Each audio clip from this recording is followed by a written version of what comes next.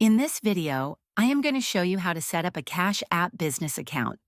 First, make sure you have the Cash App installed on your mobile device and that you are logged into your personal account. To set up a business account, tap on the profile icon in the upper right corner of the home screen. From the menu, select Cash Support, then choose Something Else.